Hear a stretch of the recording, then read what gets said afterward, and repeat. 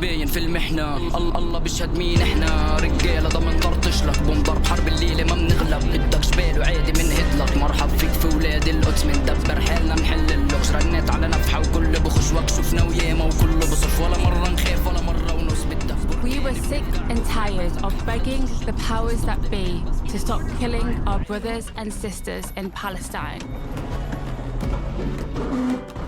I had done the boycott campaigns, I had lobbied politicians, I had organized protests and marches, but nothing was working.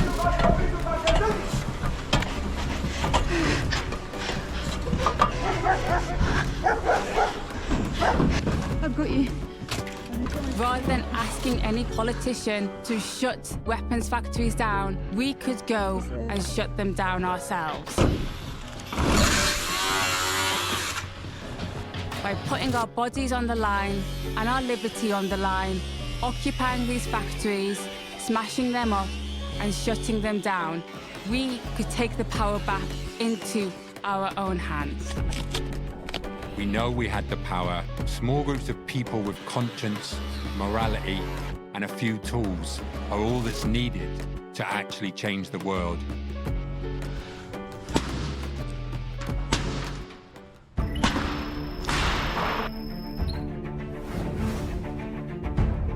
Our world of drones is rising fast, from delivery to emergency response, law enforcement.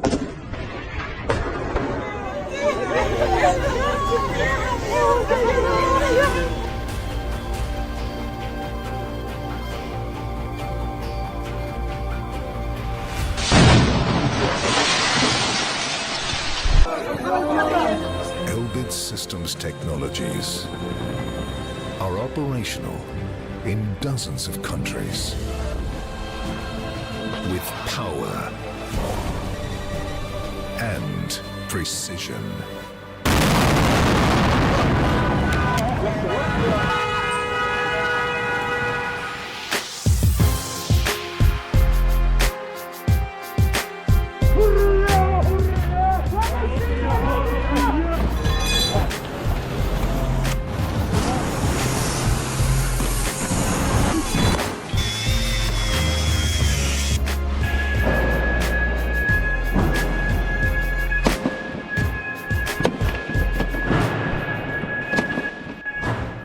Never in my wildest imagination have I ever even thought that I would be in such a situation where my daughter is in prison. She has been arrested for an alleged action against Elbit, the Filton site, and causing allegedly damage to weapons worth around £1 million.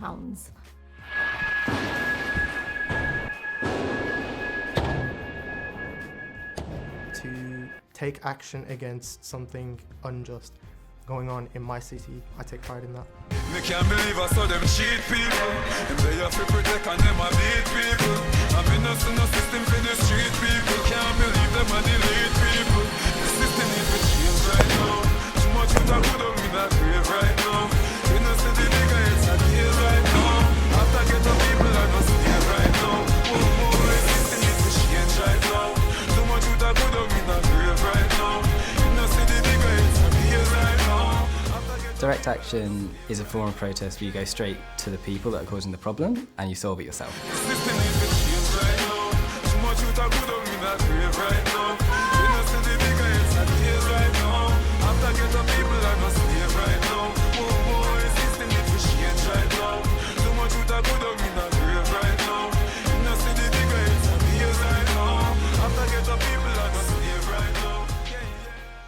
What direct action does is it confronts power in a tangible way, and it forces power to confront itself. Direct action is literally refusing to move. Direct action is not the national parades where police come and they say, can you move along now please, it's 4 p.m. We will decide on how we are opposing you and how we will disrupt until you listen to us. In terms of Palestine Action, that means we've given up on asking people to stop arming Israel, and we're going about dismantling the arms industry ourselves.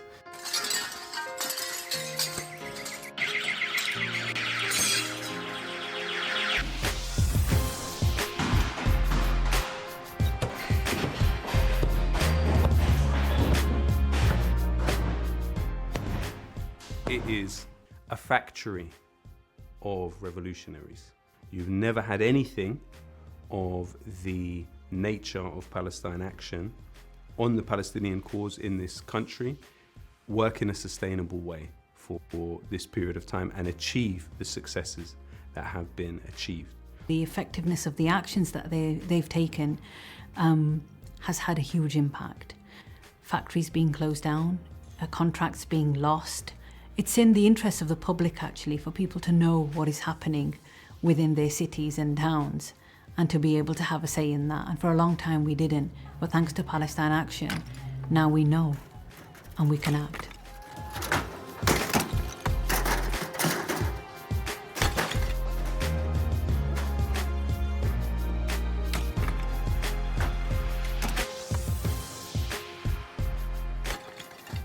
I became aware of Palestine Action through the kinds of actions that they were engaged in to disrupt the weapons manufacture and dissemination of weapons over the course of the last 3 to 4 years. And I mean, immediately clear that they were doing some of the most important protest work, not only in Britain, but I mean the world.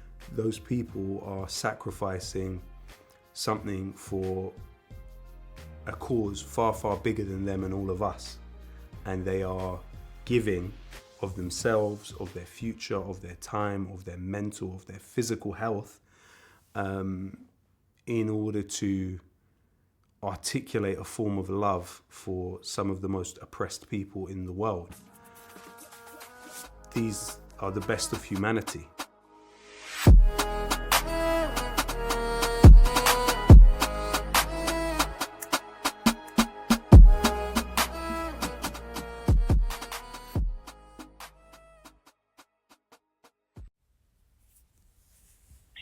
When they ask me why I did it, I tell them about the children, how their childhood is stolen from them, how their skeletons are left charred and smoking, how easily their bodies are crushed by falling buildings, how their skin melts as their flaming tents collapse around them. I tell them of the boy found carrying his brother's body inside his bloody backpack. I tell them of the girl whose hanging corpse ended at the knees. I tell them of the father holding up his headless toddler. I tell them of the mother who received the approximate weight of her family in body parts to bury. They had all been shattered beyond recognition. Then I tell them about the history. I talk about how it was us that started it, with our Balfour Declaration. So I say, I cannot stand for this.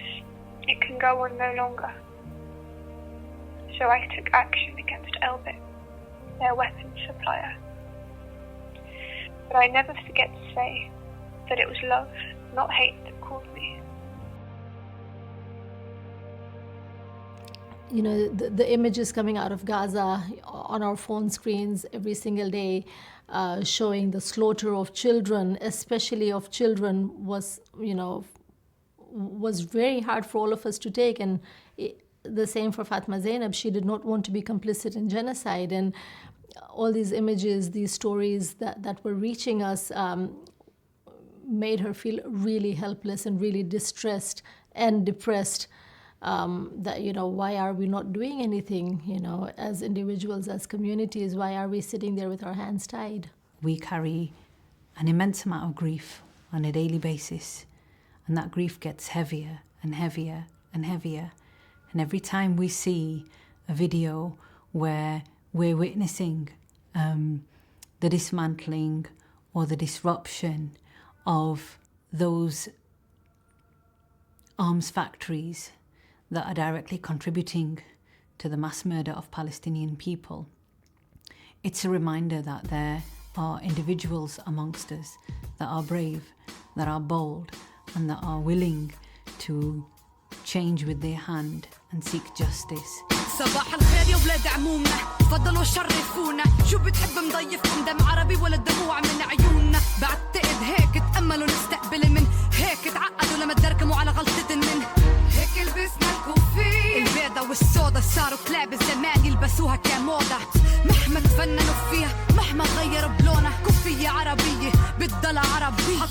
بدنا إياه ثقافتنا بدنا إياه كرامتنا بدنا إياه. There are various arms factories across the UK which are given arms export licenses to export weaponry, components and so on, which can be used by the Israeli military to commit war crimes and crimes against humanity. The UK has supplied Israel with material support in order to facilitate its violation of international law. It is very easily arguable that the UK is a complicit actor in the ongoing genocide in Gaza.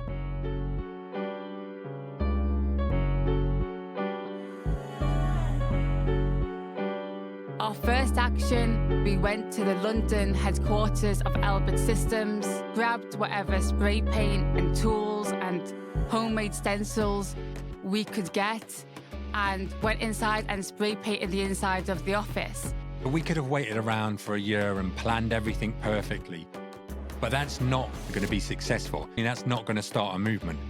We, as the founders and our friends as we started off, needed to go out there and show people that we could do this. I received contact from Huda in which she said we carried out an action at Elbit Systems offices in London. Is it cool if we use your song on the video for it? This is for Palestine, Ramallah, West Bank, Gaza. This is for the child that is searching for an answer. Wish I could take your tears and replace them with laughter. Long live Palestine, long live Gaza. It'd be very easy for them to look at that video and say, well, this doesn't look that organized. But actually, it's there you see essentially the first shot fired of Palestine Action. But they had no way of knowing when they look at that video, what would follow it.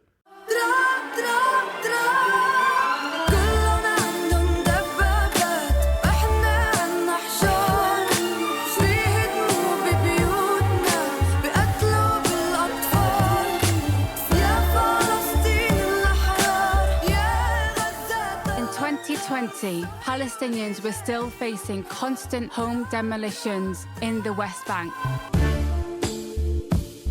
Palestinians in Gaza had been living under a brutal siege by land, air and sea for over a decade. And when Palestinians in Gaza marched to the fence which had entrapped them under this brutal siege for over a decade to demand their right to freedom, the right to return to their homes, a right stipulated under international law, they were met and shot and killed by Israeli snipers.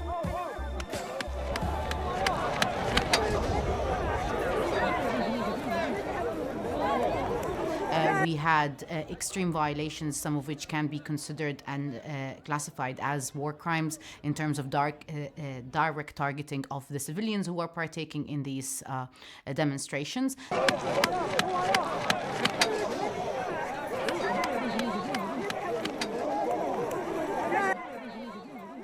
Israel responded by sniping thousands of them. There were thousands of amputees off the back of it and hundreds of people killed.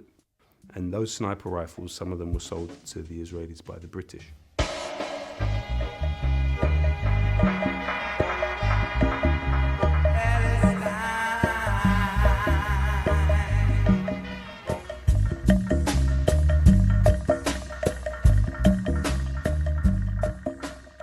So we decided to occupy the weapons factory in Staffordshire. We grabbed whatever tools we could. We got some ladders. We didn't have much money, so we just brought whatever we could from home. We used shopping bags to carry the stuff onto the roof, and we were there for 3 days. And we weren't sure if they would hold us in prison on remand afterwards. That in that moment, we had the power. We could shut down this factory. And that is the best place I have ever been, is on top of an Israeli weapons factory, shutting it down with a hammer in my hands.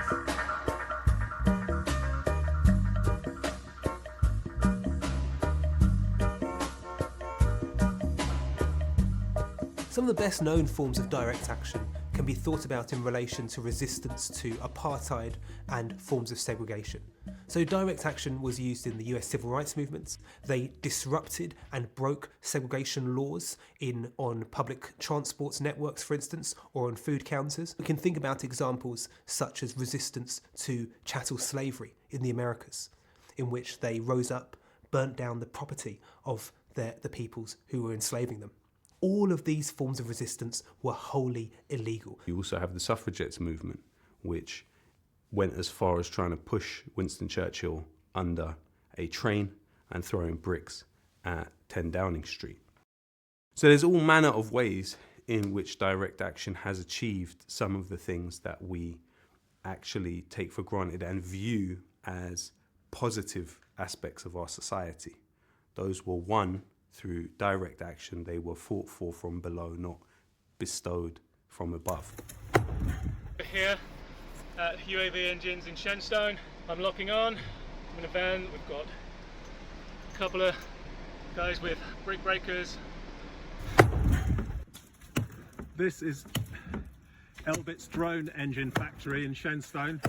So that's why we are here, ordinary people, closing this factory down. That sound you hear is the sound of ordinary people taking direct action. Let's see how our fortification works against police tools.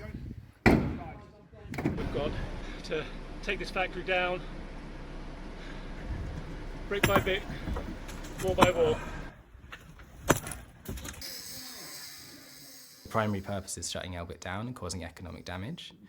But if we don't publicise what's happening there, if we don't show people not only how it's operating, what's happening within it, the companies that are complicit with this and are supplying them, but also showing people the bravery that activists are taking who are going in and smashing up the inside of a factory. But when you see someone take that courage and take that step into action, it means that you have that conversation with yourself. Could I take that action too?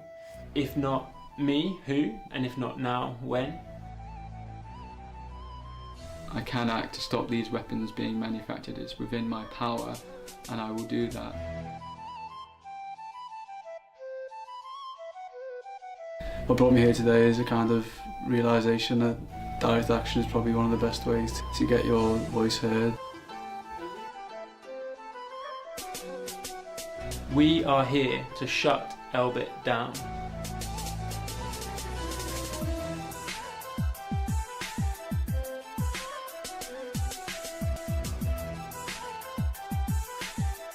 Protest has limited effect in this country. And, you know, we saw it with Grenfell, we've seen it with Palestine, we saw it with the Iraq War. What we're seeing now is that these demonstrations become are institutionalized in a way that isolates them from the rest of the community. So you can protest all you want, but the policy change will remain very minimal. And you see actually futility of some of the methods that have been used for decades in this country. People were literally going out every day and there was no impact. Like, it wasn't that the Israeli government were going to look at that and do anything. And the only thing that I saw that I felt was actually going to have any impact was to stop the weapons that we're producing in this country. And so that leads you to the point where you see direct action as actually the only thing that has delivered results in a tangible way and in a dramatic way in this country, inspired by the Raytheon 9.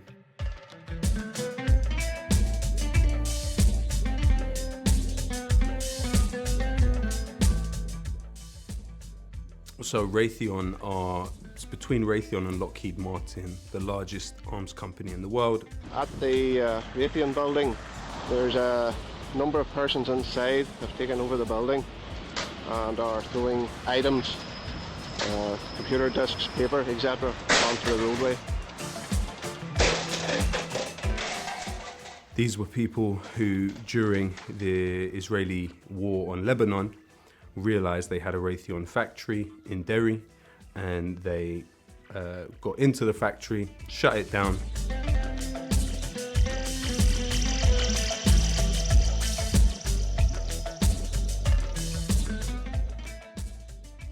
Were then arrested and used the court case as an opportunity to turn the tables on the company.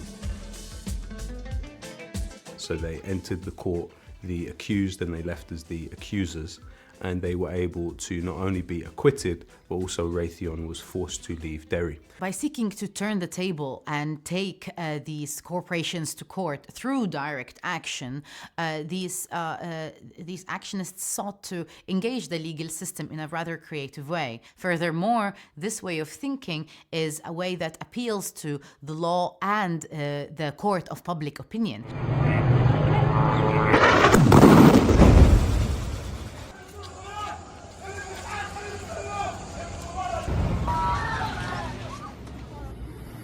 Palestine is certainly being used as a testing ground for the arms industry.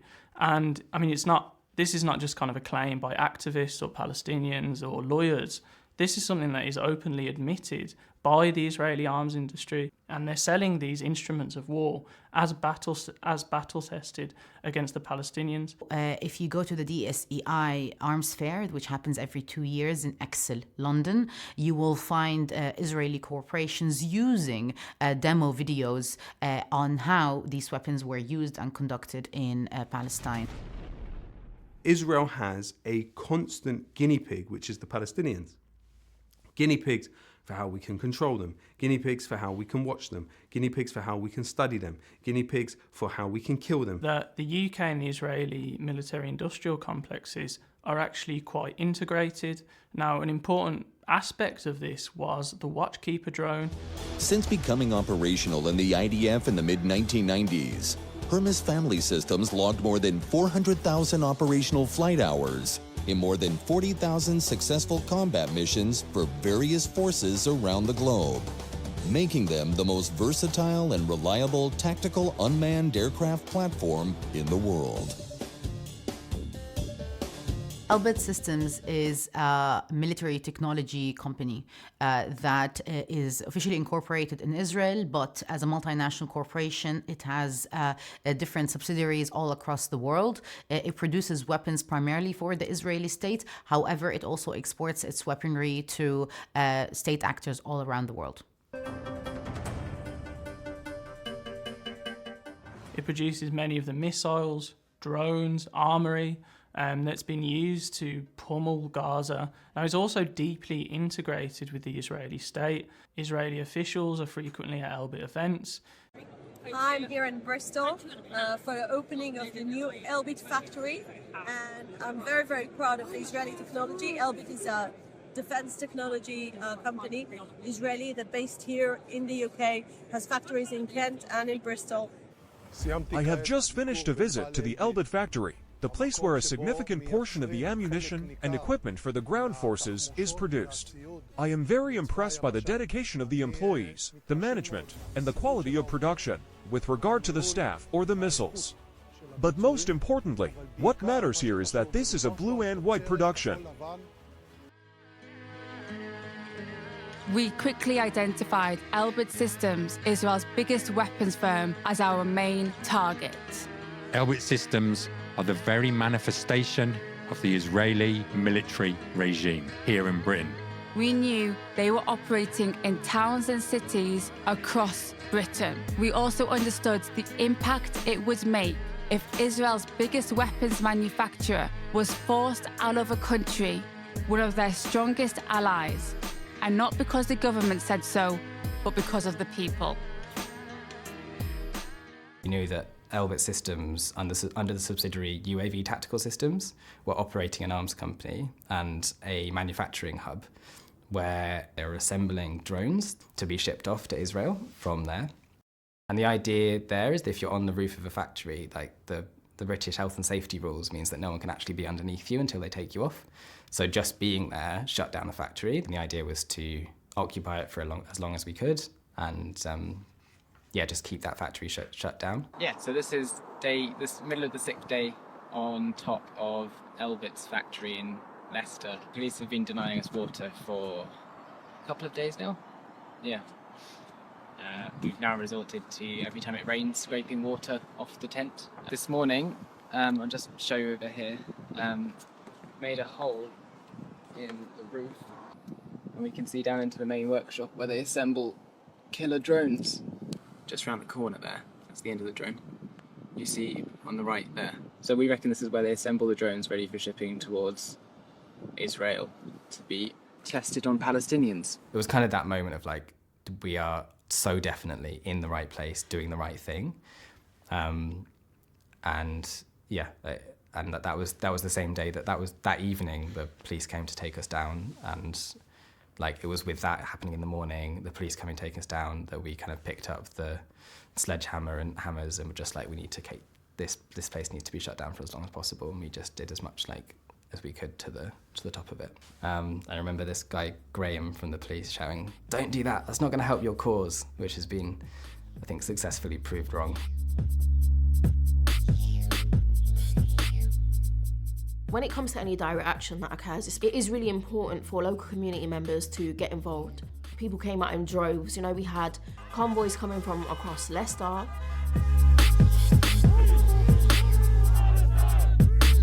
We had people coming outside the factory. People were staying over at night because we could tell that, like, the activists on the roof, they were struggling.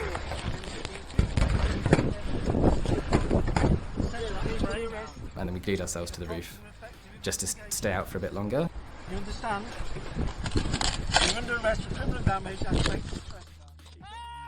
Once we were arrested and put into the police vans, something that they hadn't really banked for was the Leicester community and quite how spectacular they are.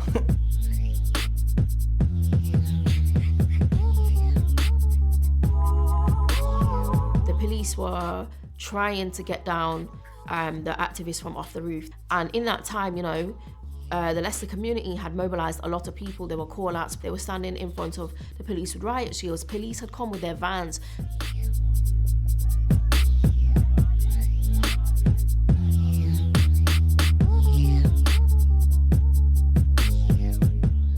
While they were busy trying to unglue us and have people on the roof, I remember their conversations in my ear, and there was this guy saying, just on the radio, "I'm a bit concerned. There seem to be people putting barriers up against the entrance to the factory." By the time they'd got us in the vans later that night, the whole entrance had been barricaded. A total people-powered blockade of the factory.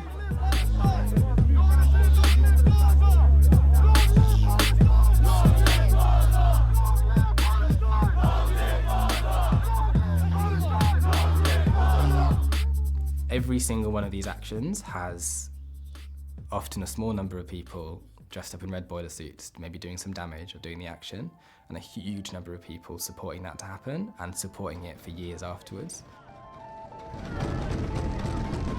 When it came to 2023, when there was a siege held by Palestine Action outside their Leicester Elbit factory, our community were like, okay, these people have been manhandled by the police, all their tents are being confiscated, but they want to continue the siege. So Leicester people came and gave blankets and food supplies and everything for the activists to be able to continue in what they firmly believe that they should be there, you know?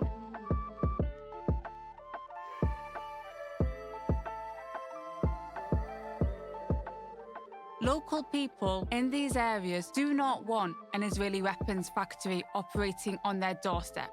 And they can also be a key driving force in forcing the company out of their city. Those community members took direct action themselves. When people were on the roof and being refused things from the police, they threw things up. When police tried to remove activists, they blocked the road. And then crucially, they carry on and they come out after every action. They resonate more with the ones on the roof shutting down the factories than the companies who are making the weapons to massacre their brothers and sisters in Palestine. Leicester is the most diverse city in the country, and we saw them come out on force. And ever since then, ever since that action, when they went on the roof in May 2021, the locals go out, they maintain the disruption, they maintain the protests outside that factory. So the British government cancelled the Watchkeeper drone contract, which was worth £2 billion.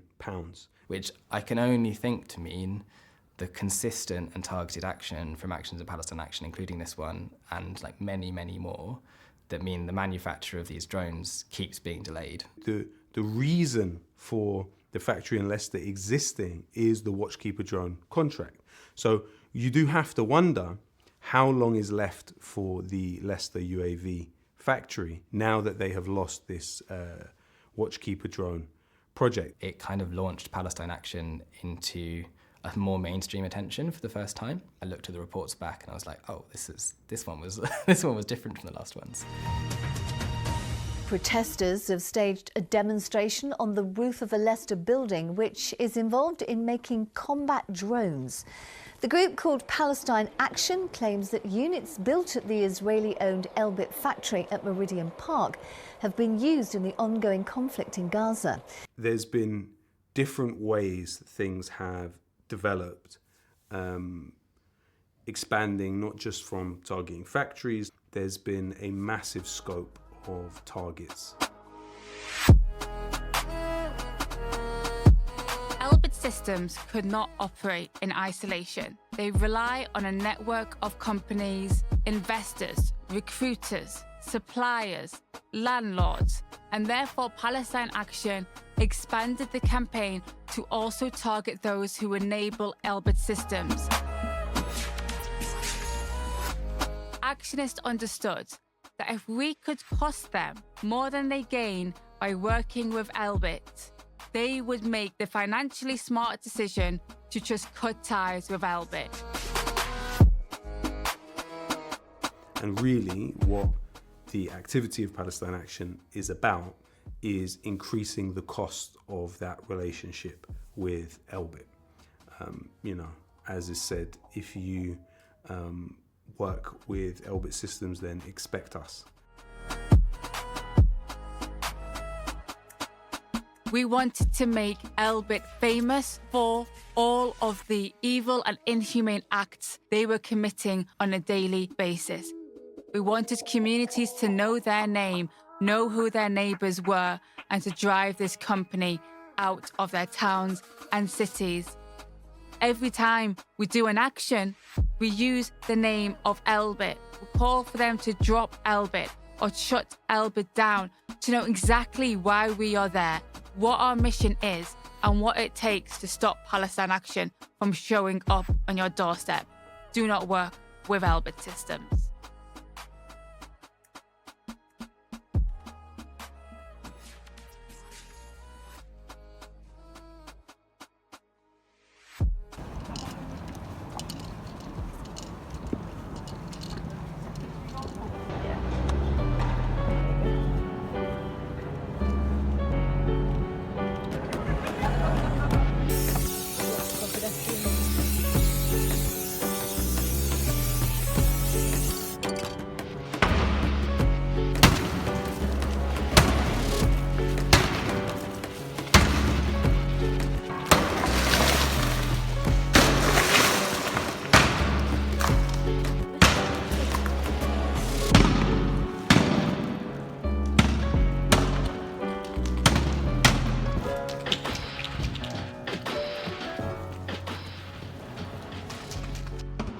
So in the case of Barclays, it had a well-documented role in investing in Elbit Systems. Palestine Action targeted tens of Barclays locations across the country in one day. And you have several months later, Barclays divesting.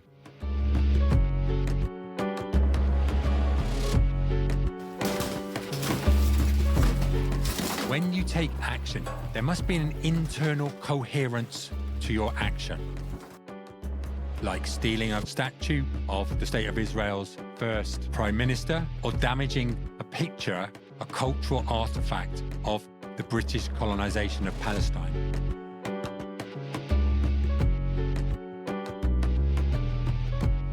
Shortly after we started, we saw an escalation in police tactics against us. It was to stop us from speaking out. It was to stop us from acting. It was to stop Palestine Action from growing. The way that the Palestinian cause was policed, the way that direct action for Palestine was policed, was at a wholly different level. To be thrown to the floor by police, violently arrested, showed to me exactly what the state thought about Palestine.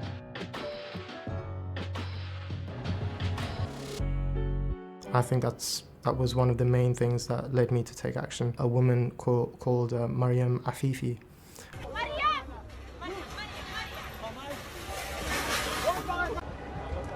I watched her being put in handcuffs and she was smiling at the camera, and that was inspiring for me. I think that was one of the big reasons why I felt like taking action in Birmingham.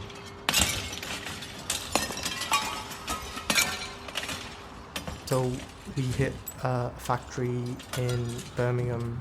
The company was Arconic, and they're an aluminium rolling mill. They're controversial for more than one thing. They make parts for the F-35 fighter jet, but then there's also Grenfell Tower.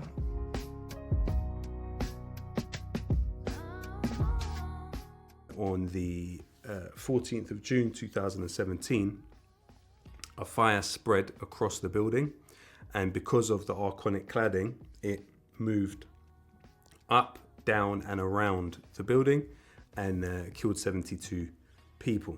Whilst the action's happening, it's fundamental to remember who you're doing it for and who you stand by whilst doing it. I was remembering, stories of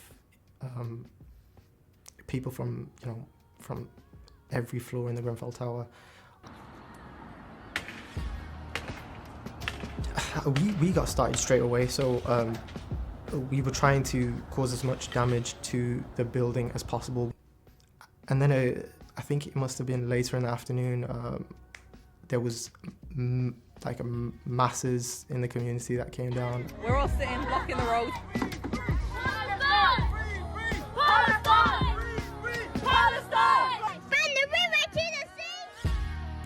And there was a little roundabout just up the road.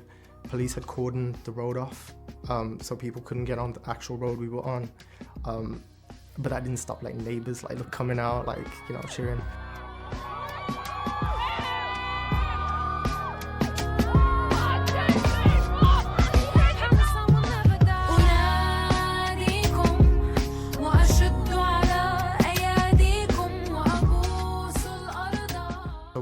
There for, I think it must have been 30 hours thereabouts.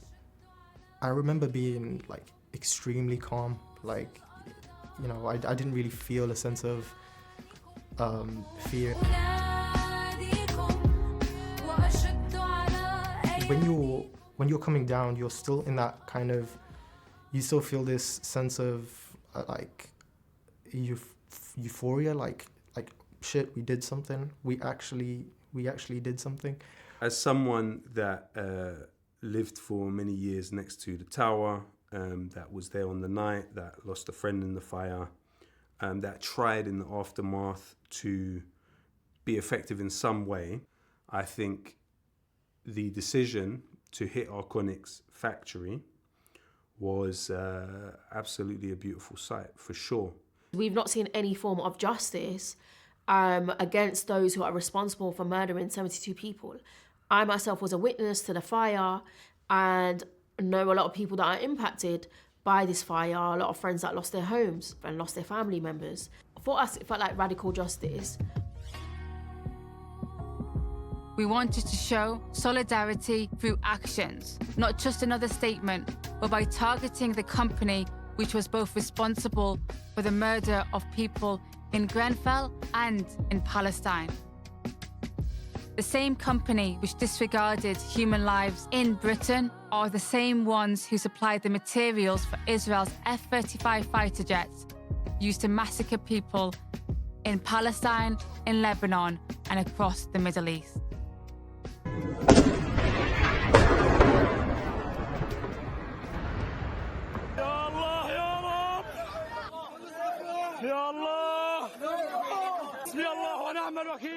So the arms trade connects Britain to the ongoing genocide in multiple ways.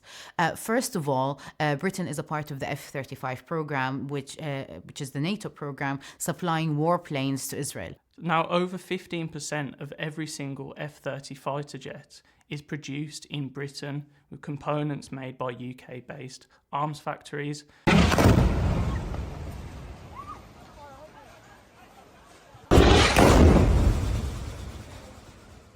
The UK is in violation of a number of its international obligations when it's exporting weapons to Israel, including the duty to prevent genocide, the duty to cooperate towards ending the Israeli occupation of Palestine, the duty to protect the Palestinian people. So the directors of arms factories across Britain that have been targeted by Palestine Action have often tried to distance themselves from kind of responsibility for where those arms are ending up. Now, what we managed to find at Declassified, based on hundreds, if not thousands, of cargo documents that we obtained, is that there are various factories across the UK, many of which are either Elbit or subsidiaries of Elbit, that they have been exporting to Israel amid the Gaza genocide. So what we've managed to do basically is to prove in real time which arms factories in the UK have been exporting to Israel, despite repeated denials on the part of the directors of the arms factories. Is that on? So this, we understand this to be the roof that gives us access to the clean room, where they make parts for the F-35 clean, F-35 fighter jets. So we believe that if we can contaminate this room, that we can put this factory out of action for up to 12 months. It's fine. Whoa! Jesus. Oh my word. There we go. Is it too much? As we saw the genocidal campaign escalate, so our actions needed to match that in terms of severity. People started to break inside factories regularly. Oh, fuck you, Teledyne. Alarms! More people were coming forward and saying, I'm going to do it. And they were literally getting inside these factories and causing millions of pounds worth of damage. Clean room 2!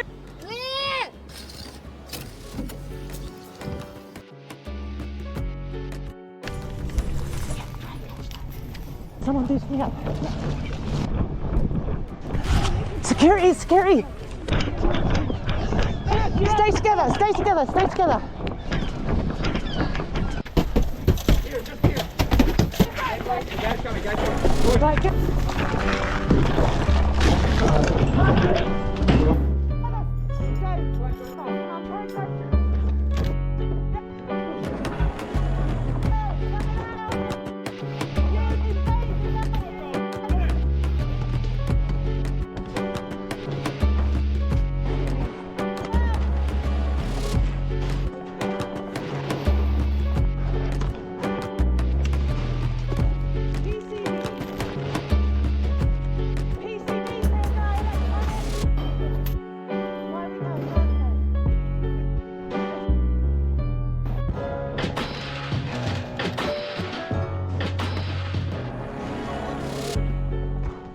Whenever actionists would do these actions, they were able to gather more intelligence on the supply chain.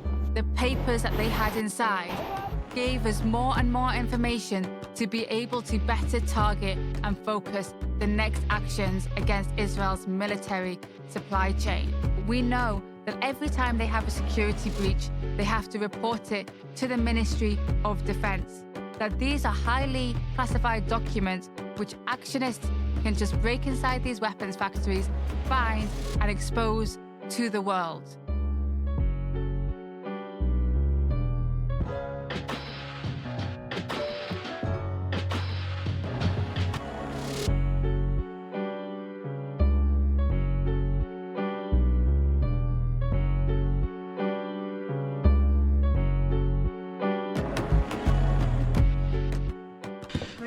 Yeah. 1, 2, 2, 3. 3. Oh. Can you give me a hand?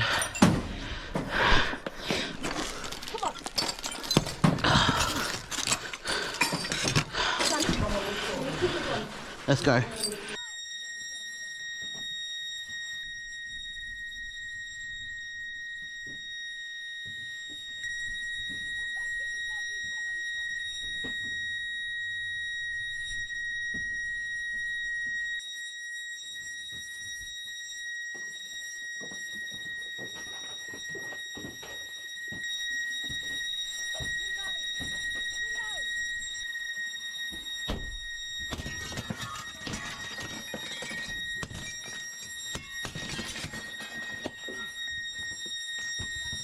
Thank you.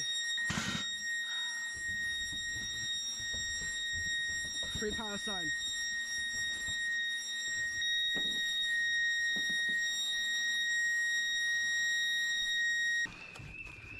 Let's see what we have.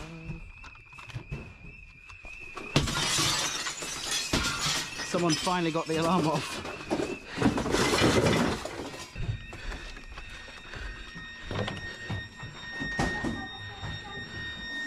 Police are here.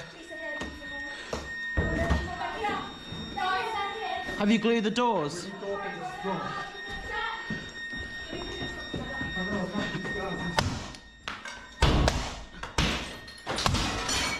is what happens when you work with Elbit.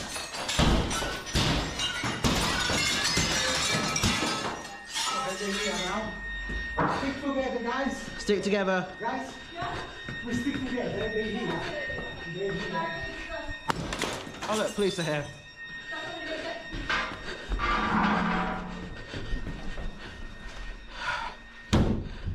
You good? I'm struggling. Glue. Just go. Yeah. Do it. You don't have to use controlling it. Exactly.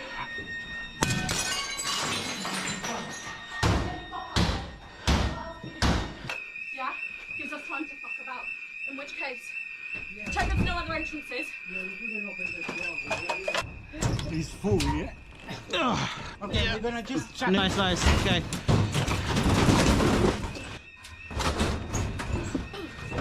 Yeah. Got it. Okay. Yeah, good. Let's go through drives, let's smash up drives. You guys smash up drives. I'm gonna bandage my hands.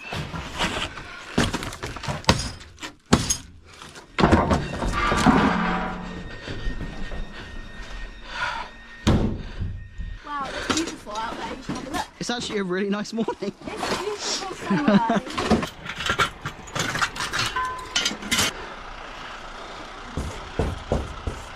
Yeah, we're just prying it open. Leonardo! Yes! Amazing. Let's see. Leonardo. Oh, these are interesting. Let's just smash all of it. Very interesting. Someone give me a hammer. Give it to you. Fab. Go. Bend. Tisses.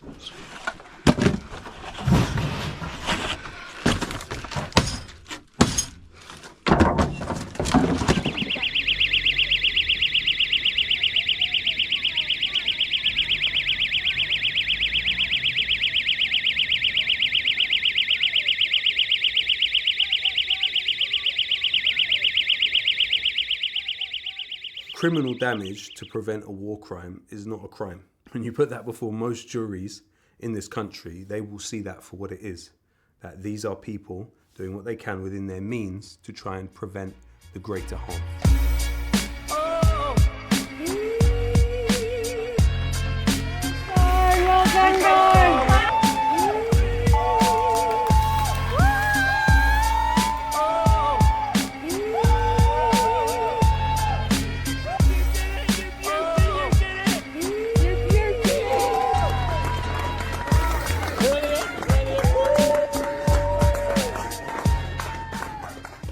We were allowed Howard Borough judge to talk about Palestine and to talk about and to put in front of the jury how drones are used to share export licenses from UAV tactical systems to Israel. And it means that you get a fair trial. When juries get to hear the whole truth like that, they, generally speaking, find people in Palestine Action not guilty.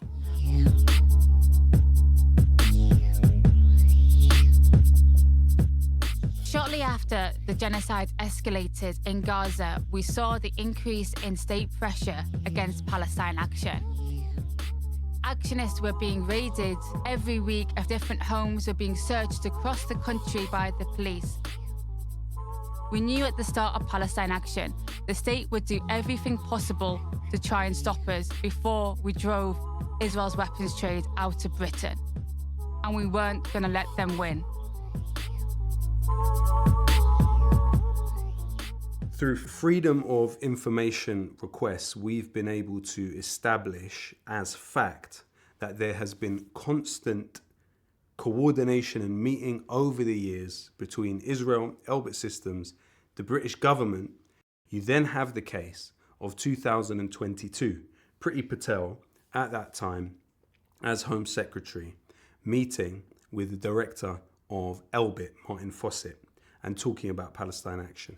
In that meeting, Priti Patel told him, we cannot directly intervene in the judicial process, but we have been in contact with the police about this. Within a month of that meeting was the first conviction of a Palestine Action activist. The next meeting that took place between a British government minister and Elbit Systems also included somebody representing the Crown Prosecution Service. Now, this is very likely to be a violation of 2.1 of the Crown Prosecution's Code of Conduct, which says that they must behave in an independent and impartial way without political pressure. The fact that arms companies can and are able to go to the government and to lobby them directly to say impose harsher sentences on activists is in itself very telling of where we are. Elbit Systems presents Lanius Search and Attack in One. New, innovative, autonomous, lethal solution based on racing drones. The Lanius conducts GPS navigation, flight, scanning, mapping enemy detection, and lethality in a complex urban environment. Lanius is equipped with AI technologies that allows navigation to building, scanning the building to identify openings, scanning and mapping, object avoidance, enemy detection and classification. Lanius, search and attack in one.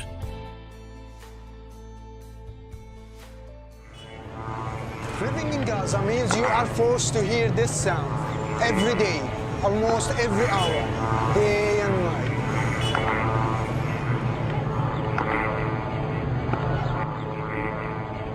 عندما بدك تحس حالك بدك تنام بتحسها فوق راسك زن زن زن زن. I could tell you for sure that I haven't talked to anyone in Gaza or heard any recording in Gaza in the past year where I didn't consistently hear the voice of a drone at whatsoever at any moment. The IDF has been systematically using drones in its campaign in Gaza over the past 16 months. These drones have been used to bomb civilians. Israel and Israeli corporations are now marketing that as very effective ways of killing. They're emitting sounds such as women or babies crying in a kind of perverse attempt to lure Palestinians out of their homes to tend to the person who's crying and then using them to bomb them afterwards.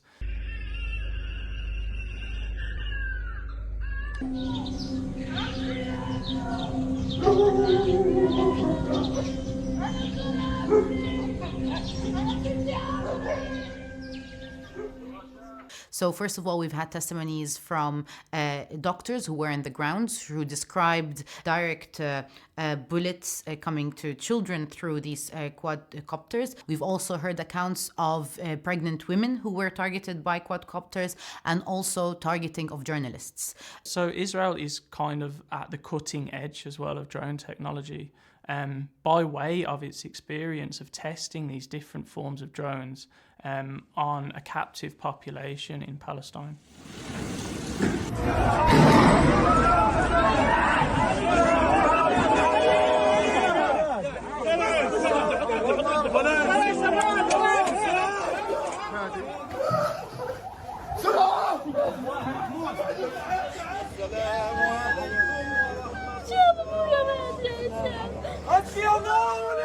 What I think I found particularly disturbing was that a bomb would drop maybe on a crowded, tented area, and then the drones would come down and... Please take your time.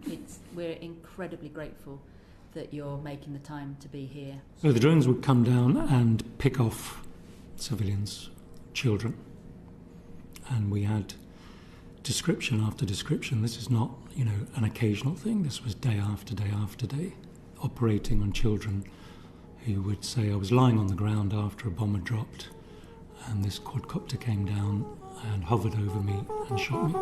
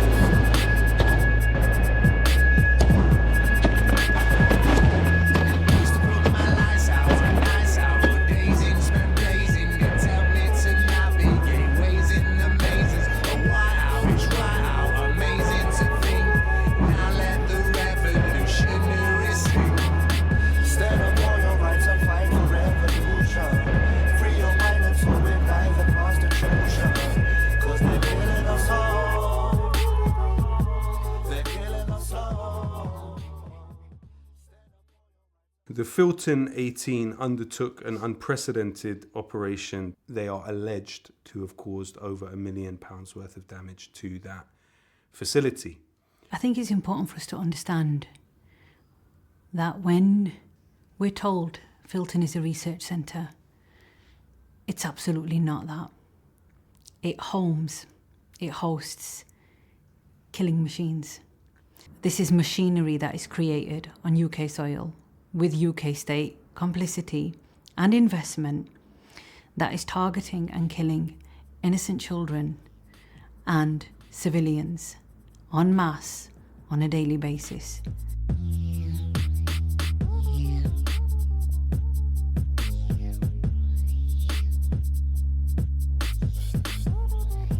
Fatima Zainab was arrested on the 6th of August. That's one day after she turned 20.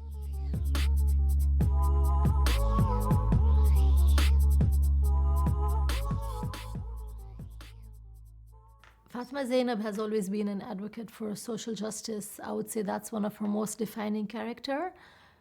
And when the genocide started in October 2023, it had a massive impact on her. We'd be going on every single march as a family, all the national marches, the emergency protests and rallies. We would be in all of them.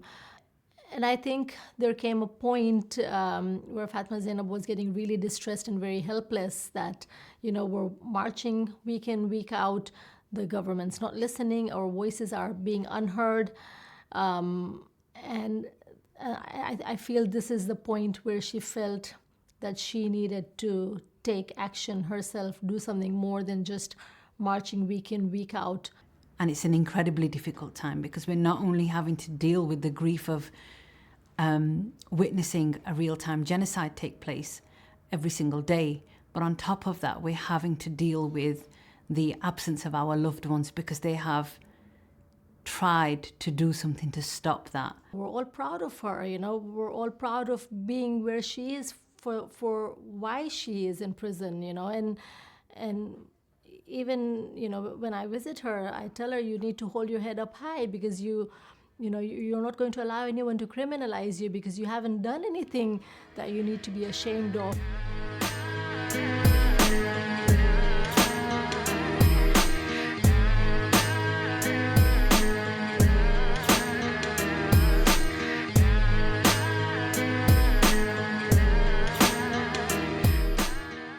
Now, the police response to this action has been quite extraordinary.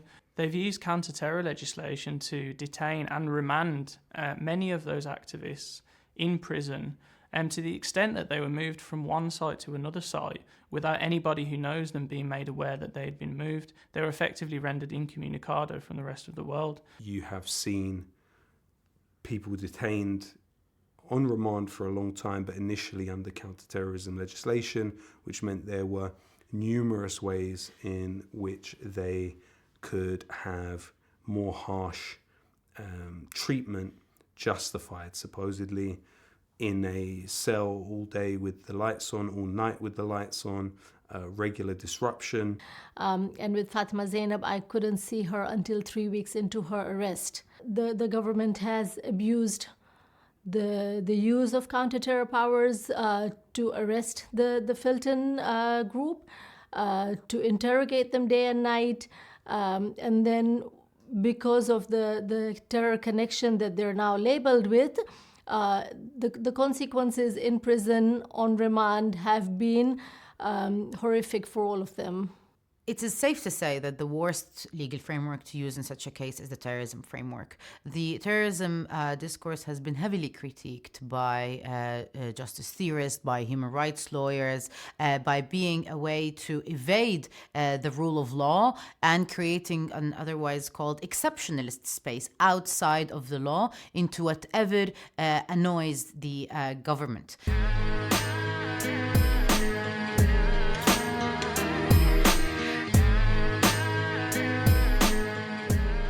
The state realised that imprisoning people has failed to stop the movement. They realised that raiding people's homes has failed to stop the movement. This was the first time we had seen the state try and say that these actions could amount to terrorism. And despite being arrested under the Terrorism Act, none of them were charged with terrorism offences, but the counter-terrorism police continue to lead on this investigation. But what's been happening recently is that most judges are now declining defences. They say to you as a defendant that you're not allowed to have any defence in law for the action you took. You're not allowed to argue on these points, and in some cases, you're not allowed to mention the word Palestine. As a judge, you are not meant to be looking at a specific case without understanding the context as well as the positionality of the person that is being prosecuted here. Since that time now, activists and people not being able to advocate for themselves, not being able to talk about their moral stance and why attacking a building material is less damaging than massacring villages and communities. And that means that people stand up in court and have to say, I did this damage to this factory. I can't tell you what it does. I can't tell you about the people it's been killing. I can't tell you about the international law they've been breaking. I can't tell you all of these things, but I did some damage, and you've got to find me guilty or not guilty. You're going to be found guilty. The terror connection aggravates their sentence. It makes it longer. So if they're convicted of their charges, which is criminal damage, violent disorder, and aggravated burglary, which is bad enough as it is, if they're convicted of that, and then to lay the terror connection on top, gosh, that's something I don't even want to think about. Forms of direct action that have been used with varying effectiveness over the past 40, 50, maybe even 60 years are now being encroached upon by a government which I think is fearful that they see these forms of direct action escalating, they see the effectiveness of these forms of direct action escalating, and they are quite adamant on the necessity that it needs to be nipped in the bud before the climate movements, before the international solidarity movements, before the movements in resistance to policing and forms of trade union action coalesce and become strengthened in their movements. It's a terrifying feeling to know, to have experienced the abuse of police power, to have experienced the abuse of the government's power. And I think this is something that we should all be concerned about, because today it's us, today it's Fatima Zainab that has been arrested under counter-terror powers, but tomorrow it could be anyone. Yes, we see that the state repression is getting harder, it's getting tougher, but the way we see it is that's a sign that governments that are in support of racism and apartheid are becoming weaker. And because they're becoming weaker, they are intensifying their targeting of all of those individuals that challenge and oppose it. The police have sought to escalate the repression and use counter-terrorism legislation to try and suppress Palestine action. But what we've seen is that people wanting to join and get involved has risen as the repression has risen.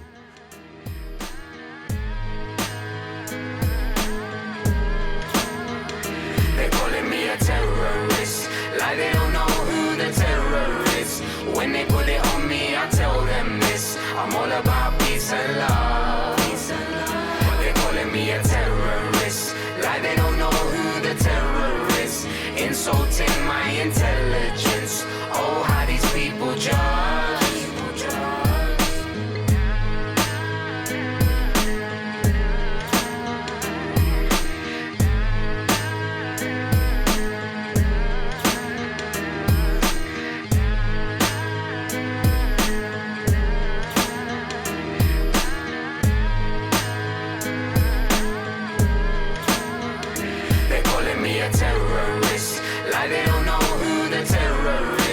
When they put it on me, I tell them this: I'm all about peace and love. But they're calling me a terrorist, like they don't know who the terror is.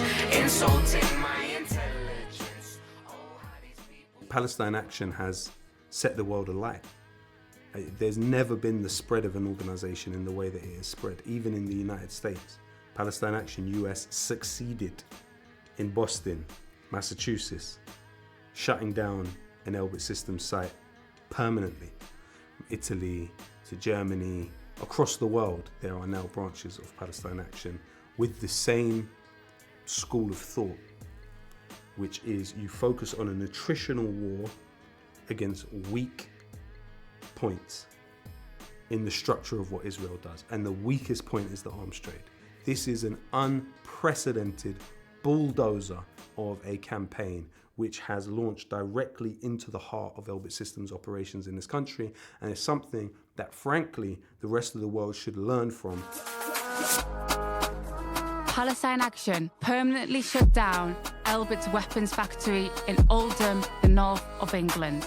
We permanently shut down their weapons factory in Tamworth in Staffordshire. We forced Elbit to abandon their London office. We forced them to lose their office in Boston in the US. Several companies have been forced to cut ties with Elbit Systems, including the property manager Fisher German, asset manager JLL, international lobby firm ABCO, the landlord London Metric, investors Barclays Bank, machinery suppliers Hydrofeed, international commercial law firm MLL Legal, their recruiters IO Associates, their website designers Naked Creativity, and Somerset Council. They've also been forced to lose contracts worth billions of pounds, including the Watchkeeper drone project, which was led by their Leicester factory. We've seen in repeated documents Elbit complaining to UK ministers about the disruption we are causing and their failure to be able to recruit people in England as a result of our actions. And Palestine Action won't stop until every single one of Elbit's factories are forced out of the country. You are talking about over 500 operations across these years. That is a Herculean achievement. Those in the established status quo political class and political organisations don't know what's hit them. This strategy of focusing on Elbit is working. It's because we're staying focused on one target and what props it up and hitting it time and time again, and it will only work if we keep going.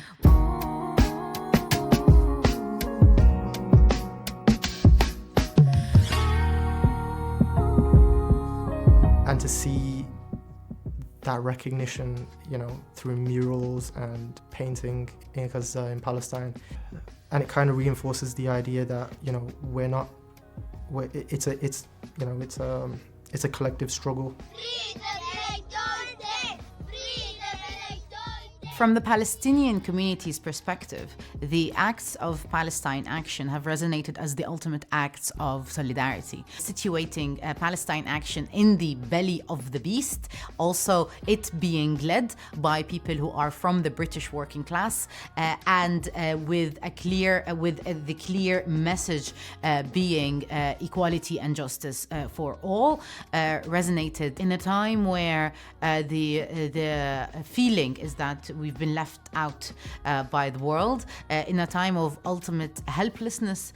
It can feel like we're in a position of despair, despondence, loss. But I feel continually heartened that resistance and solidarity of Palestine has also escalated at a phenomenal level.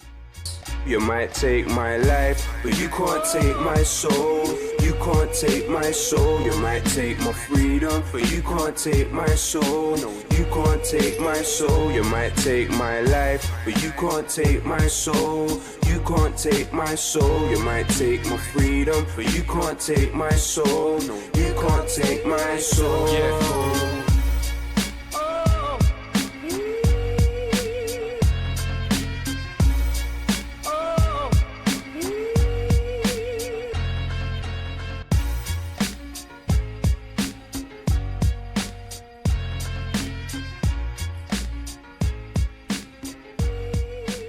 I think Palestine has always been an anchor when it comes to social justice, political justice. But what we're seeing now is a movement that is not just in one space, it's in every space.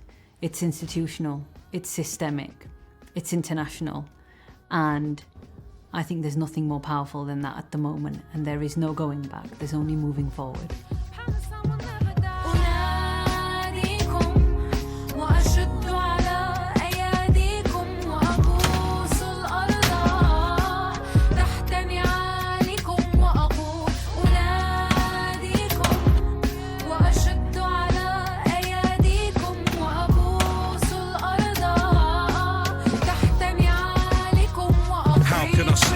Can't get the image out of my heart when we've seen the bodies found in a mountain of parts. Netanyahu told you just another child of the dark. Clear it's gonna take much more than thousands to march, more than a speech, more than a poem, more than a track of music. Gonna take more than a sit down with Bassem Youssef. Even bringing back ambassadors is an act that's useless long as you pump oil for Apaches and the tanks they're using. Freedom just beyond reach for people you cannot see. He's wheezing and cannot breathe and screaming through the concrete, looking for his 4 children.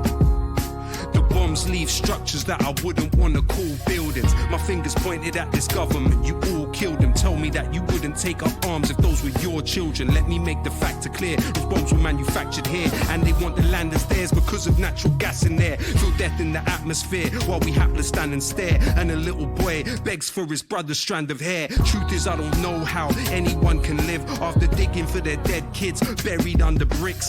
Israel is a terror state, terrorists that terrorize. I testify my television, televise, I'm telling lies. This is not a war, it is systematic genocide. But whatever they try, Palestine will never die.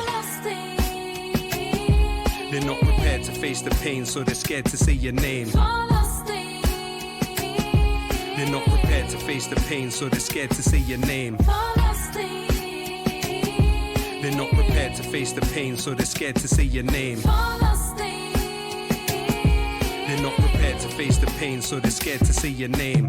From the river to the sea, Palestine will be free. From the river to the sea, free, free, free, free. From the river to the sea, Palestine will be free. From the river to the sea, free, free, free, free. They bomb churches and paramedics, it's hurting, the panic spreading. Hospitals where the doctors do C-sections, no anesthetics. The pressure is manifesting, humanity stands connected. Masses seem apathetic and actually just accept it. When our grandchildren ask us, what did we do to stop it? I'm determined to say I did more than make music on it. It's why we shut down arms factories. You can try stopping us. Palestine action's the opposite of white phosphorus. We tell them on the television, but they never listen. Tell Piers Morgan that resistance isn't terrorism. They want them fled or missing, death or prison, endless killing. I seen a father hold his baby up, the head was missing. Imagine demolition of home where your parents live in. Kings won't say a thing, but at least we know that Yemen's with them. Ethnic cleansing, it ain't hard to see the stages, but Gaza, Al-Azza, graveyard of the invaders. Ears close to the savagery, clear though when there's clarity. The journalists and doctors are heroes of humanity. As sordid and as gory as this story is for now, are they depopulating Gaza for Ben Gurion's canal? Israel is a terrorist state, terrorists that